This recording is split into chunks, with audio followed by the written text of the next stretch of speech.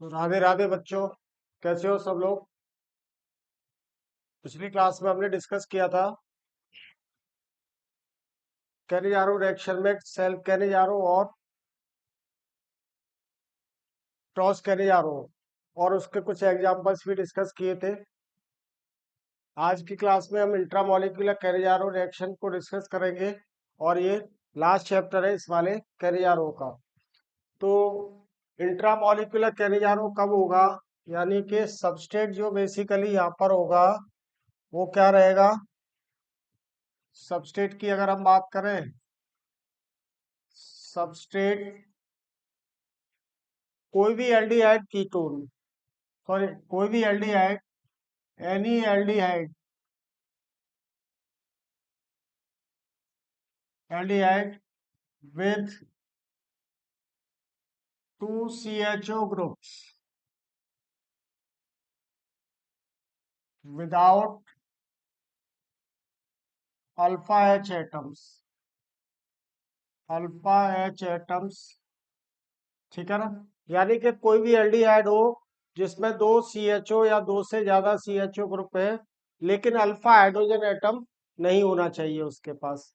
तो ऐसा कंपाउंड जो अंडरगो होगा, जो रिएक्शन देगा किसी भी स्ट्रॉन्ग बेस के साथ में, वो क्या होगी, इंट्रामोलिकुलर कैनिजारो रिएक्शन। और रिएजेंट वही सेम रहेगा। रिएजेंट क्या रहेगा यहाँ पर, कॉन्सनट्रेटेड एल्कली, यानी कि 50% KOH, कॉन्सनट्रेटेड NaOH हो गया 50% NaOH, या CaOH whole twice, concentrated CaOH whole twice, BaOH whole twice, BaOH whole twice, etcetera. तो कंडीशन ये है कि कंपाउंड के पास में क्या रहना चाहिए कि मिनिमम 2 CHO ग्रुप हो, और उसके पास कोई भी अल्फा हाइड्रोजन एटम नहीं हो। तो यहाँ पर हम एग्जांपल देख लेते हैं इसका, कि मान लो कि हमने ले लिया ये glyoxal CHO, this is glyoxal plus OH minus. अब देखो इसमें 2 एल्डिहाइड है, तो एक एल्डिहाइड का क्या होगा, ऑक्सीडेशन होगा और दूसरे का रिडक्शन होगा। यानी कि this CHO will convert into CO minus, और दूसरा वाला कन्वर्ट हो जाएगा CH2OH में। अगर इसका और एग्जांपल देखें, इसमें और कुछ नहीं करना है, मैकेनिज्म की हमको यहाँ पे जरूरत ही नहीं है। मैकेनिज्म से रिलेटेड जो सवाल थे वो मैंने first part of the reaction में, मतलब इस वाले रिएक्शन में करवा दिया था। तो ये ग्लायोक्सल हो गया। दूसरा और एग्जांपल ले ले हम यहाँ पर, कि मान लो कि हमारे पास ये एग्जांपल है, थैलिल एल्डिहाइड ले लिया, CHO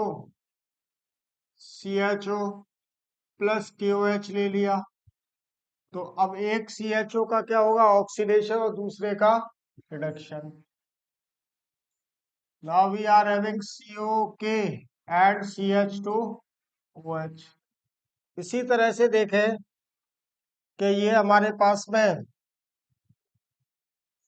अब मान लो कि अगर ये तो सिमेट्रिकल एल्डिहाइड था, अनसिमेट्रिकल हो, मान लो कि इसमें NO2 लगा दिया हमने, प्लस ये KOH ले लिया या NaOH। अब ये कैसा हो गया, अनसिमेट्रिकल हो गया। अनसिमेट्रिक का मतलब कि दोनों CHO डिफरेंट है। इस वाले CHO पे, नीचे वाले पर NO2 का माइनस आई इफेक्ट है, जबकि ऊपर वाले पर कैसा है, इसका -M and minus I effect है। तो माइनस IM इफेक्ट के कारण क्या होगा, ये यहाँ पे इलेक्ट्रॉन डेफिशिएंसी जनरेट करेगा। इलेक्ट्रॉन डेफिशिएंसी के कारण क्या होगा कि यहाँ पर मोर पॉजिटिव चार्ज, यानी कि ये वाला CHO ज्यादा रिएक्टिव हो जाएगा इस वाले CHO से। तो जो प्रोडक्ट होगा बेसिकली वो क्या बनेगा, कि इस वाले का तो ऑक्सीडेशन होगा जो ज्यादा रिएक्टिव है, और जो लेस रिएक्टिव है उसका क्या होगा, रिडक्शन।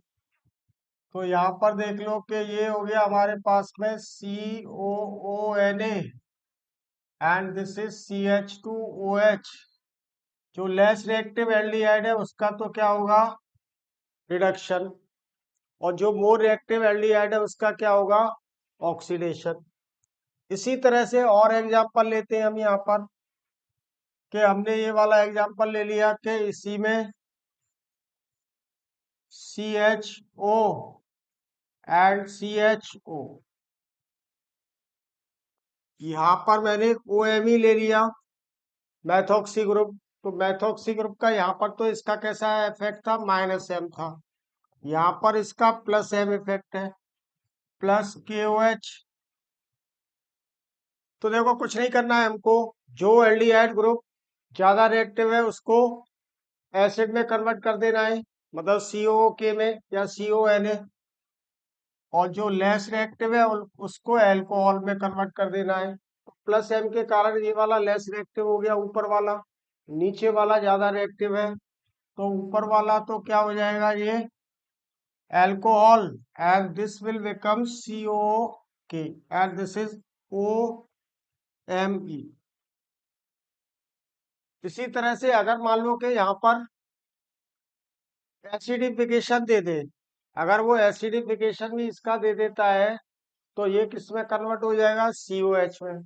और COH के बाद क्या होगा, इंट्रामोलिकुलर, इसमें क्या हो जाएगा, अगले पेज पे देख लेते हैं हम। और इसमें क्या हो जाएगा कि इंट्रामोलिकुलर एस्टरिफिकेशन रिएक्शन हो जाएगा। जैसे ये था हमारे पास एग्जांपल कि दिस इज CH2OH ले लिया यहाँ पर, ये OMe है, यहाँ पर ये C डबल बॉन्ड ONA था, या OK था, जो भी है उससे ज्यादा फर्क नहीं है। तो ये वालों OK हो गया, और इसको हमने एसिडिफिकेशन किया, एसिडिफिकेशन के बाद क्या मिला हमको, this CH2OH and this is COOH plus K positive यहाँ से बाहर, एंड दिस इज OMe। अब देखो इसमें क्या होगा फर्दर, कि this will undergo intramolecular esterification reaction, क्योंकि H पॉजिटिव है हमारे पास। H पॉजिटिव में क्या हुआ, now we are having this CH2O and this is C double bond O। तो यहाँ से क्या होगा कि ये वाला एक H2O, ये क्या हुआ, यहाँ से ये H2O एक बाहर हो गया।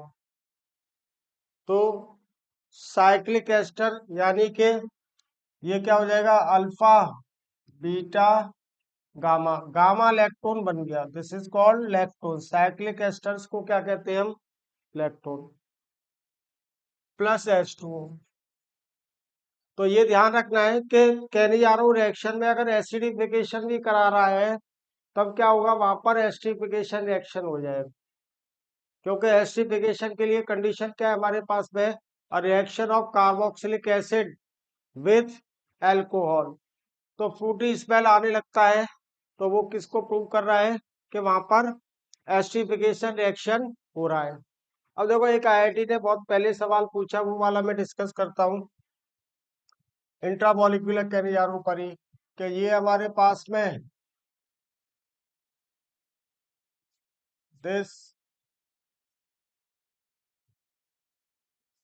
यहाँ पर ये CHO है, ये भी CHO, ये भी CHO और ये भी CHO, और प्लस KOH ले लिया। तो क्या है कि यहाँ पर ये एल्डिहाइड हो गया, ये एल्डिहाइड, ये भी एल्डिहाइड, एल्डिहाइड। तो इसमें क्या होगा कि एक CHO का ऑक्सीडेशन और दूसरे का क्या होगा, रिडक्शन, क्योंकि ये वाला हाइड्राइड को यहीं से ट्रांसफर कर देगा इंट्रामोलिकुलर। तो क्या प्रोडक्ट मिलेगा हमको यहाँ, we will get this product, कि मान लो अगर इसका ऑक्सीडेशन हो रहा है तो इसका क्या हो जाएगा, रिडक्शन, और दूसरे वाले में इसका क्या होगा, अब रिडक्शन, इसका क्या हो जाएगा, ऑक्सीडेशन। क्योंकि अगर इसका ऑक्सीडेशन एक बार हो गया तो CO माइनस का कैसा इफेक्ट होगा, +I, +I के कारण ये इसकी रिएक्टिविटी को क्या करेगा, डिक्रीज करेगा इस वाले CHO की। तो एक का ऑक्सीडेशन मतलब सेम रिंग के अंदर एक का ऑक्सीडेशन और एक का रिडक्शन। तो ये कुछ एग्जाम्पल थे कैरियारो के। देखो इस साल भी कैरियारो पर कोई न कोई पेपर में 100% क्वेश्चन आएगा। अब वो या तो डायरेक्टली ऑब्जेक्टिव टाइप का इस तरह का सवाल होगा डायरेक्ट रिएक्शन पर, या फिर बीच में कहीं पर ले लेगा, या मैचिंग टाइप दे देगा। उसमें क्या है कि वो और भी नेम रिएक्शंस को ले लेगा कि रिएक्शन दे दिया, रीएजेंट का मैचिंग करा लेगा या प्रोडक्ट का मैचिंग करा लेगा। चलो फिर अभी वाइंड अप करते हैं। अभी नेक्स्ट क्लास में हम डिस्कस करेंगे बैकमैन रीअरेंजमेंट।